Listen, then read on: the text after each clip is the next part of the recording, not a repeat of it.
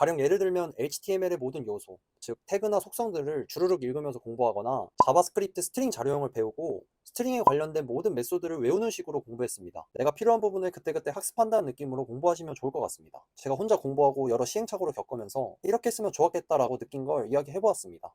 안녕하세요. 같이 코딩입니다. 웹 개발 공부를 입문해보고 싶으시거나 코딩 공부를 한지 얼마 안 되신 분들에게 해당되는 이야기를 해보려고 하는데요. 처음 공부를 하신다면 웹사이트 혹은 앱을 만들어서 서비스를 해보고는 싶은데 무엇을 어떻게 공부해야 할지 막막하실 거라 생각합니다. 저는 학과 수업 시간을 통해 처음 웹 개발을 접했는데 그때 당시 3개월 안에 웹의 전반적인 부분을 가르쳐 주시려고 하니까 배워야 할 양도 많고 중간 기말고사를 준비해야 한다. 이런 입장에서 공부를 하니 웹 개발에 대한 흥미를 가지기가 어렵더라고요. 가령 예를 들면 HTML의 모든 요소, 즉 태그나 속성들을 주르륵 읽으면서 공부하거나 자바스크립트 스트링 자료형을 배우고 스트링에 관련된 모든 메소드를 외우는 식으로 공부했습니다. 일단 웹 서비스를 혼자서 만들고 싶어서 들었던 과목인데 대체 이걸 배워서 어디에 어떻게 적용하는지 모르니 당연히 뒤돌면 까먹고 이렇게 많은 양을 배워야 하는데 내가 과연 잘할 수 있을까? 라는 생각이 자연스럽게 들기도 했습니다. 당연히 웹 개발을 독학하는 데 있어 어떻게 공부해야 하는지도 몰랐기에 헤매는 시간도 길었습니다. 먼저 공부를 하기 전에 무엇을 왜 공부하는지 알고 가는 게 중요하다고 생각합니다. 그러기 위해서 웹 서비스가 어떻게 동작하는지 전반적인 큰 그림을 알고 가면 좋은데요. 그 그림에서 우리가 필요한 언어를 알고 그것에 맞춰 학습하면 좋겠죠? 요즘 MBTI 유형 테스트가 유행이죠? 우리가 이런 유형 테스트를 서비스한다는 입장에서 예를 들어보겠습니다. 우리는 웹사이트를 이용할 때 도메인을 입력하거나 링크를 클릭하는 식으로 웹사이트에 방문합니다. 해당 도메인을 입력해서 들어가면 우리가 미리 만들어 놓은 유형 테스트 페이지를 사람들에게 전달해주고 브라우저가 그것을 해석하여 화면에 보여줍니다. 서버가 필요 없는 간단한 웹사이트라면 여기서 끝입니다.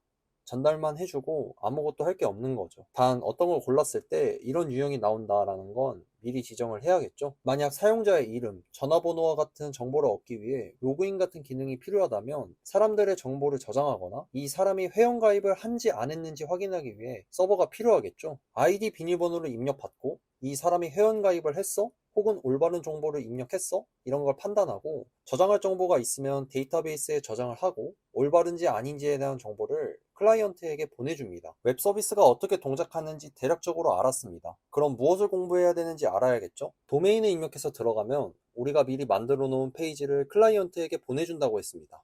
이 페이지는 HTML, CSS, 자바스크립트로 이루어져 있습니다.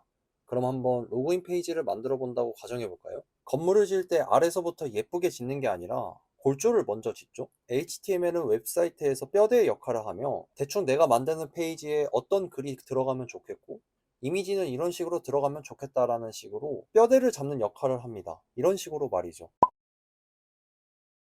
CSS는 우리가 잡은 뼈대에서 요소들을 어떻게 배치시키고 색을 입힐지 결정해 줍니다. 이렇게 못생긴 요소들을 이런 식으로 바꿀 수 있죠. HTML과 CSS는 프로그래밍 언어가 아니기 때문에 공부하는 데 무리는 없지만 처음 공부할 때 이거조차 힘들다고 생각이 듭니다. 특히 CSS가 그렇죠. 많은 요소들을 전부 외울 거야 보다는 이런 게 있구나 하고 넘어간 다음 프로젝트를 만들면서 내가 필요한 부분을 그때그때 학습한다는 느낌으로 공부하시면 좋을 것 같습니다. HTML과 CSS만으로도 멋진 웹사이트를 만들 수 있지만 웹사이트의 기능적인 부분을 다루기 위해서는 자바스크립트를 배워야 합니다. 한번 인스타그램에 좋아요로 예를 들어보겠습니다. 인스타그램에서 하트 모양을 누르면 하트 모양이 빨간색으로 변합니다. 무슨 일이 일어난 걸까요?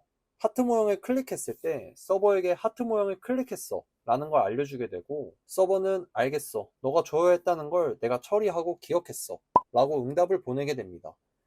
그럼 하트 모양을 클릭했을 때 서버에게 요청이 오거나 올바른 응답이 왔으면 하트 모양이 빨갛게 물들이는 걸 자바스크립트가 수행하게 됩니다.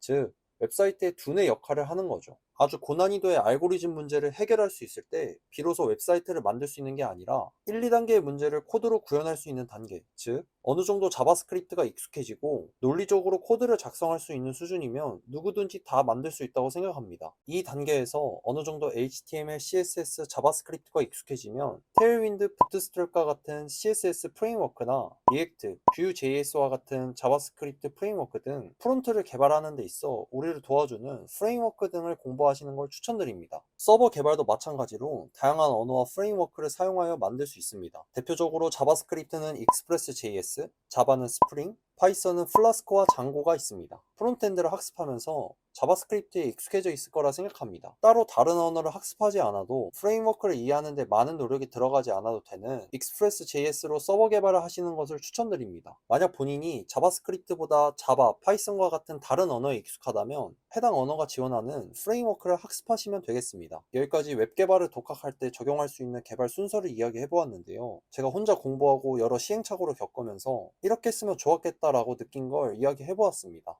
많은 양 끙끙거리며 공부하고 계실 텐데 도움이 되셨으면 좋겠습니다. 영상은 여기까지로 마치겠습니다. 다음에도 더 좋은 영상으로 찾아뵙겠습니다. 시청해주셔서 감사합니다.